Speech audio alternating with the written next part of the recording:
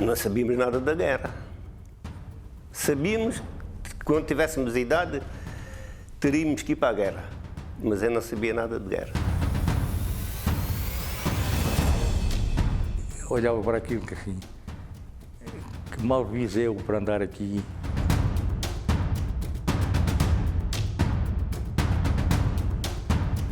Sabíamos nada.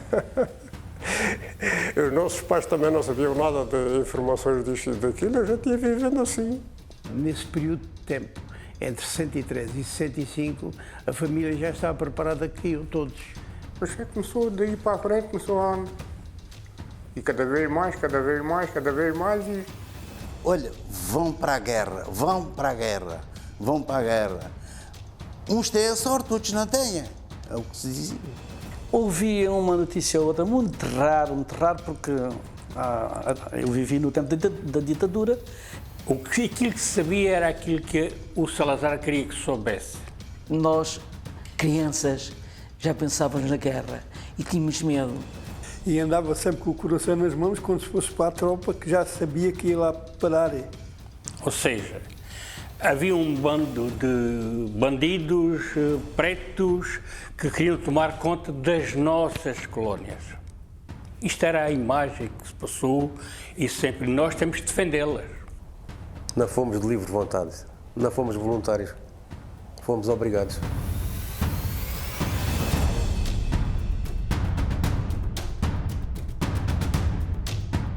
Recebia, como todos, com certeza, assim, tanto quanto desmotivado, naturalmente, com certo receio. Será o que é que me vai acontecer? Será que volto? Será que não volto? Senti-me aborrecido, senti-me triste. Meu Deus, foi doloroso. E ao bater, fazer a ordem de serviço, o teclado, vejo que lá está o meu nome para ir para Moçambique.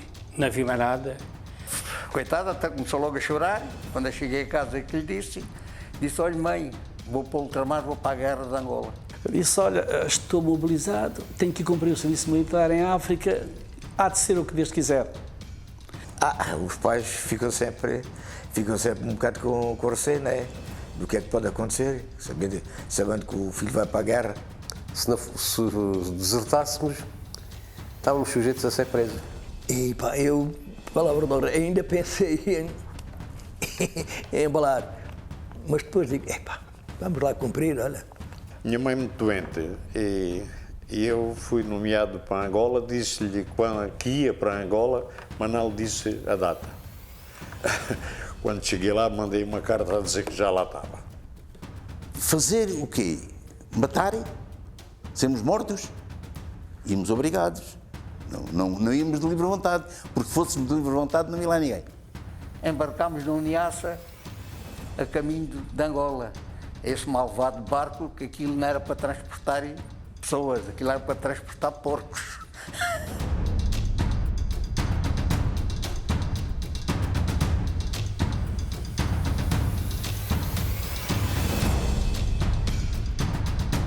E quando saímos à porta do avião, meu Deus,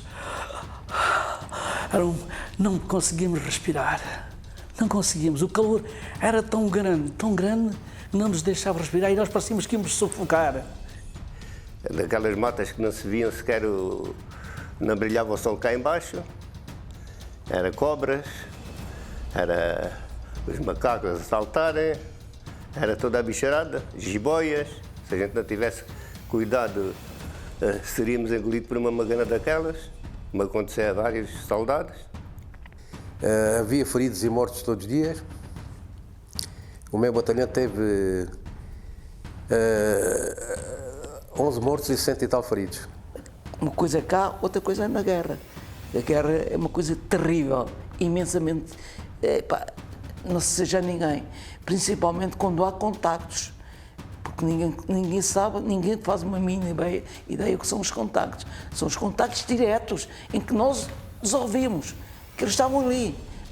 Quando lá cheguei, senti-me frustrado, né? Senti-me frustrado, sem saber o que já se passava. A dificuldade era quando abalávamos do quartel, não sabíamos qual era o que ia ficar. Eu cheguei a ter três emboscadas durante o dia. Mas eu cheguei a dormir dos mortos. Mas aquilo era guerra, a gente depois vai se adaptando. Quer dizer, se calhar é mais difícil a gente pensar se as coisas acontecem, mas quando acontecer, estamos lá, temos que aceitar. Odores, aquele ambiente sufocante, mexia connosco. A gente vai andando e há uma mina que rebenta e há um gajo que fica sem pernas ou sem braços. E depois, quando aquilo rebenta, passado 2 segundos, 10 segundos, está e isso é terrível, porque a gente toma consciência ao fim de 3 dias, lá estar, ou 2, lá estar, que aquela guerra a gente não tem nada a ver com ela. Matar crianças. Isto é absurdo. Eu senti muitas vezes isso, digo assim, isto não é meu, estou aqui a defender uma coisa que não é minha, isto é deles, que eles têm o direito de estar aqui. Pisei uma mina, pronto, e foi a minha desgraça no dia 1 de Abril, às 7h15 da manhã. Não sei, fico sem uma perna, a outra ficou desfeita e a mão esquerda está neste estado. A gente tivemos muitos problemas lá. Portanto, a última vez que estivemos lá foram 10 mortos. Até se eles fossem experientes como a gente, não ficava lá, não vinha para cá ficavam lá todos. A gente somos tão novos que não se apercebemos de onde estamos, não está a ver? Sofremos uma emboscada, tive mais de meia hora deitado no chão a fazer tiros para um lado, depois a gente não os via. Acho que o homem, como ser humano, tem que inclusivamente ter na sua mente que eu não vou matar outro homem. Porque a guerra é isto, é matar para não morrer. O que passei lá, andar a jogar-me naquelas matas, ouvir tiros e jogar-me de qualquer maneira feitio, e de noite estar em cima de mortos e feridos. Com dificuldades enormes, as colunas para irem buscar 10 sacos de batatas ou 2 sacos de feijão, estavam sujeitos a morrer 4 e 5. Então aquilo fazia algum sentido, não fazia sentido nenhum. Ruins, sempre ruim. Fui para Titi, ao fim de 3 dias estar em Titi, foi a primeira emboscada que a gente teve. A gente fazia fogo para o lado direito e eles estavam do lado esquerdo. Constantemente as idas, patrulhamentos ao mato, etc. Era tudo seguido, noites perdidas. Que aquilo era tiros por todo o lado, balas tracejantes e etc. Aquilo foi uma noite inteirinha, assim, debaixo de fogo e coisa. A gente tínhamos 1 litro de água para irmos para a mata com 3 dias de operação. Acabava-se a água, o que é que nós fazíamos? Andávamos a arroz, chegávamos a beber o nosso xixi. Eu nunca soube o que foi um prato. Comi sempre em terrina. O copo era o copo do cantil. Em alumínio, enfiava-se o cantil lá dentro, era o copo da gente. Só que as condições onde nós estávamos instalados é que eram bastante ruins. Quando lá chegámos, ficámos acampados 40 dias num campo de futebol. Com pouca água para se beber, para se tomar banho, de comida. Num dia era feijão, no outro dia era massa, no outro dia era arroz. Quando não era arroz ao almoço, era arroz ao jantar.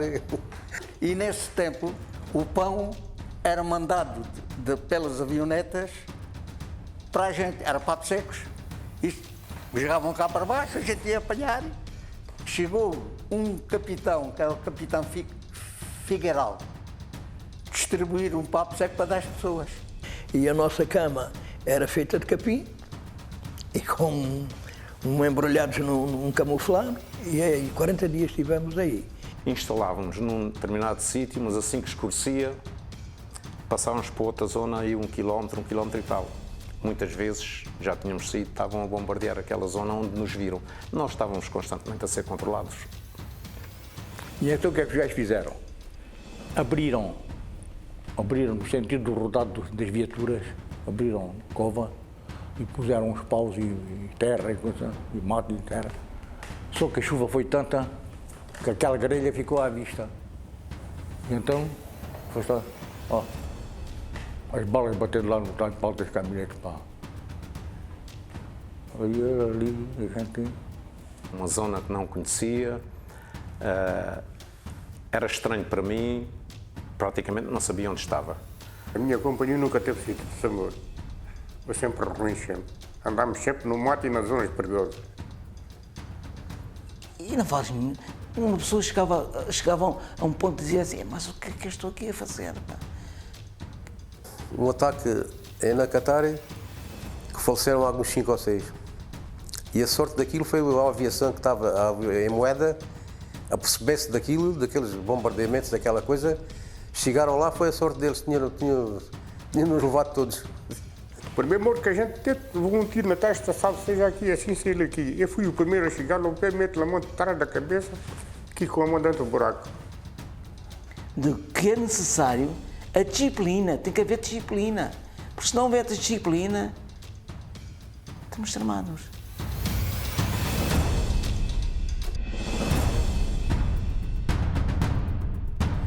A mim revoltava-me, quer dizer, eu olhava para as pessoas e dizia, as pessoas estão cheias de fome, pá, precisam criar os filhos e tal, e a gente agora vai fazer o quê? Vai puxar fogo às cabanas, às palhotas onde eles vivem? Epá, mas éramos obrigados ou eles ou a gente. É a lei da guerra. Nós achámos aquilo assim, mas isto é nosso, mas como é que isto é nosso? Se eles são pretos, já somos brancos. Os brancos, quando cá chegaram, eles já cá estavam, isto tem que ser deles. Dificuldade de estar ausente da família, estar ausente dos meus amigos, estar ausente dessa coisa toda, né? E ver as pessoas revoltadas também. Como era casado e sabia que a mulher estava grávida, e eu estava lá e não podia fazer nada, eu pedia que me matassem, porque eu sabia que quando cá chegasse, que não ia ser nada, eu não podia fazer nada. Fiz tirinhos que fizeram para cima de mim também. Eu não sei se fiz mal a alguém. Eu não sei se fiz mal a alguém. Mas fizeram também por cima de mim, fizeram. É claro que nós não somos heróis. Medo há sempre. E principalmente numa coisa de guerra, evidentemente nós temos medo. Tentámos sempre proteger uns aos outros e foi a forma de regressarmos todos. Na altura em que eu fico sem a perna, estava lá um connosco, foi o único que tirou a camisa, pôs por cima da minha cara, que era para eu não ver o estado em que eu estava, e disse isto não é nada, e eu, cheio de dores, ia deitar a mão à perna, ver o sangue todo e a perna desfeita na mão. E então começamos a ver que chegávamos àquelas casas e encontrávamos lá maços de cigarro do exército português. Sapatos fabricados numa fábrica de Leiria. Começou-se a ver que havia qualquer coisa que estava ali errado. Eu fui para lá e vi as nossas tropas muito mal treinadas. Ou por falta de tempo, a preparação não era nenhuma. Nós levávamos uma preparação já para a guerra, mas não sabíamos o que íamos fazer. Nós não sabíamos o que íamos fazer. E depois a gente começamos a pensar assim, isto agora foi isto, olha, amanhã se calhar sou eu. Quer dizer, aqueles momentos, digo, quase dramáticos. Eu sinceramente, nunca tive medo, mas qual era o meu receio? Era de fraquejar, derivado à dureza do teatro de guerra, onde eu ia ser lançado. E depois há uma altura, já nos 20 e tal meses, quando começa a pensar que vem para cá, começa a haver problemas. E tive uma emboscada que foi cruzado que não calhou. Tinha medo, tinha. E para mim, o primeiro mês tinha medo. Mas a gente depois começou-se a habituar, medo tive sempre, medo tinha sempre. Nós ouvíamos histórias por vezes ficávamos apavorados, não é? E vinha o medo, O trauma de guerra que eu tenho cá dentro, eu tenho tudo gravado na minha cabeça. Eu tenho explosões, eu tenho tiros, eu não durmo. É uma coisa incrível.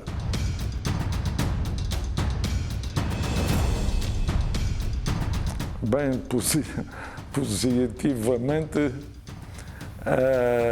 a camaradagem que nós tínhamos uns com os outros. O que pudéssemos acudir uns aos outros, acudíamos. Aquilo era uma amizade muito grande que a gente tomou. Em guerra é muito diferente do que é cá. Para nós era uma tristeza ver morrer um camarada, ou ouvir dizer que tinha morrido um camarada. Tenho boas recordações, não estou nada arrependido de ter lá ido. É uma aprendizagem que eu também tive. Quer dizer, com os camaradas, com as pessoas que convivi lá, a gente arranja amizades que ainda hoje tenho.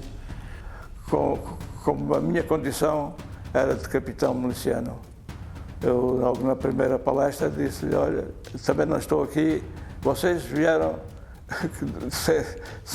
sem pedirem, e eu também não estou aqui assim pela minha vontade. Olha, eu fui furriel miliciano e tenho a impressão que nunca dei uma ordem na tropa. Eu fazia e pedia para os outros me ajudarem. E quando dava por isso, estava tudo a trabalhar, tudo a funcionar. E eles perceberam que havia um líder e respeitaram-me sempre. Foi isso. Os companheiros, os camaradas que lá fui encontrar ajudaram-me um pouco a estar mais ou menos em calma, em família. E parece que cada ano que se encontramos, parece que é o primeiro ano sempre. O que é que isto quer dizer? Que existe uma grande camaradagem, uma grande amizade profunda entre nós todos.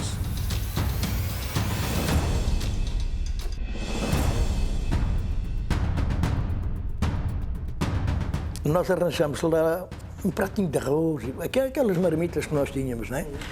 E quando acabámos aquilo, uma gota de água na marmita, aquilo não tínhamos higiene nenhuma quase. Abanávamos assim, e jogávamos ali para o capim, e iam lá uns baguinhos de arroz, aqueles miúdos a apanhar baguinho. Epa, dei-me uma impressão, por favor.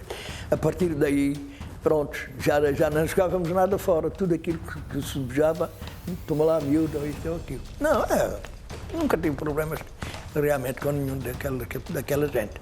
Nunca tive ódio. Isto é a palavra dita. Nunca tive ódio ao meu inimigo. Que no meio disto tudo, quem paga mais são os inocentes. Eram pessoas, felizmente, tanto da parte militar como da parte civil, nunca tive problema algum. A população vivia numa encruzilhada permanente, constante, que era, de um lado, as nossas tropas, do outro, o PSGC. Através deles, darmos algum alimento a miúdos cabo-verdianos que apareciam bem como adultos, que apareciam junto das companhias para angariarem algum alimento de que possivelmente teriam falta, senão nem iriam à procura dele. Parece impossível, no mesmo país, que estava muito longe, a guerra estava muito longe, e as pessoas que estavam cá embaixo não sabiam. E a preocupação daquela senhora era que o filho ia lá para cima, e ela queria saber se lá havia guerra, quando era o pior sítio do primeiro ou último dia de guerra. Ninguém queria ir para Moeda. Chamava-se aqui terra de guerra, que morre-se, trabalha-se e luta-se. Foi com muito prazer que eu ensinava, com muito gosto que eu ensinava às crianças a ler, a escrever e a tudo mais. E depois fiquei a dizer assim, há preto, coração branco, e há branco, coração preto. Aquelas pessoas viviam numa pobreza extrema. Extrema. Não, porque, repare, eles não são culpados, não é? Mas eu também não sou. E eu na terra deles fui lá e fiquei sem uma perna. E começamos até a contar com as fações e começamos a verificar que a guerra não tem sentido nenhum. Porque as pessoas tratam-nos bem e nós tratamos-nos bem, a ponto de gente Eu cheguei a fazer muitas vezes, dividir o prato da comida que me era dado e dar a uma pessoa que às vezes esperavam 30, 40, 50 miúdos à porta dos apartamentos para comer, não é? Da população nunca senti receio, porque pá, eu via crianças, ao fim e ao cabo, crianças que nunca tiveram nada na vida, nunca souberam que era um pudim flan, nunca souberam que era um leite, um café com leite. Eu tinha respeito. Quando nós chegamos lá ao terreno, é que nós vemos as condições em que aquelas pessoas viviam. E nós até nos chegámos a perguntar porque é que esta gente não se revoltou mais cedo. Eu tinha um rapazinho que me tratava da roupa, que eu pagava para tratar, chamávamos lá os mainatos. E eu quis trazê-lo, quis que ele viesse para Portugal comigo, na altura que... E ele disse, não, aqui é que é a minha terra.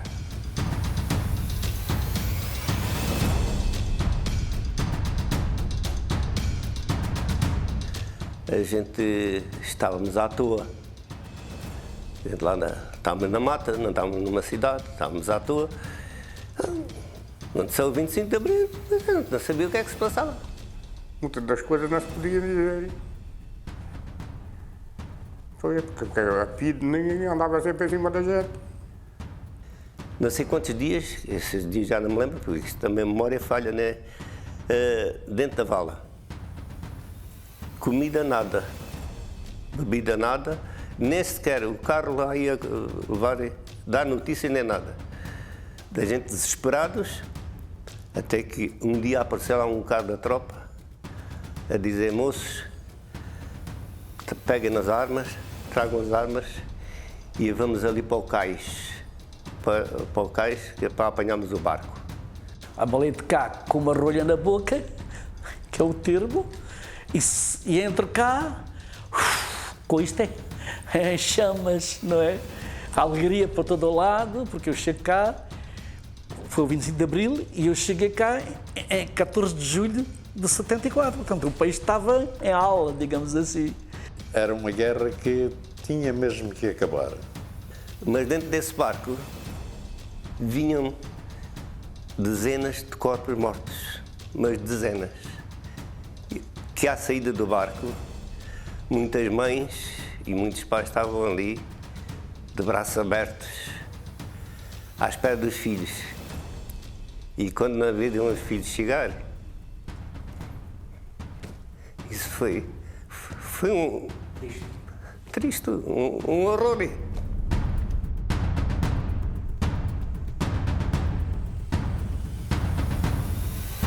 Eu sou totalmente contra a guerra, porque todos os povos somos todos pessoas e podemos dar. Uns têm uma mentalidade, outros têm outra. Uns têm maneira de pensar, mas todos têm direito a ter o seu território. Aquilo era nosso e não era. Aquilo era dos guineenses. Não há palavras para descrever porque é que surgem as guerras, meu Deus. É certo que se aprende sempre qualquer coisa, mas foi um tempo perdido. Então roubaram-nos 2 anos e tal da nossa vida. A paz, não há nada melhor que a paz. Porque aquilo era tudo guerra de negócio. Aquilo era uma guerra de negócio. Não há guerra nenhuma que faça sentido, até porque a guerra não é feita pelos soldados, é feita pelos políticos. Morremos uma cheia de gente lá e vieram os feridos para cá, que são outros tantos, uma coisa que não se justifica. Se aquilo era dele, para entregavam aquilo, os homens, que usavam a gente andar lá penando e morrendo. E quando houve o 25 de Abril, foi uma coisa que para a gente foi muito bom, porque comecei a ter, depois tive um filho, não queria que ele fosse, agora tenho netos, não quero que eles vão. Não, a guerra nunca fez sentido porque a guerra ninguém a ganha. Perdem todos.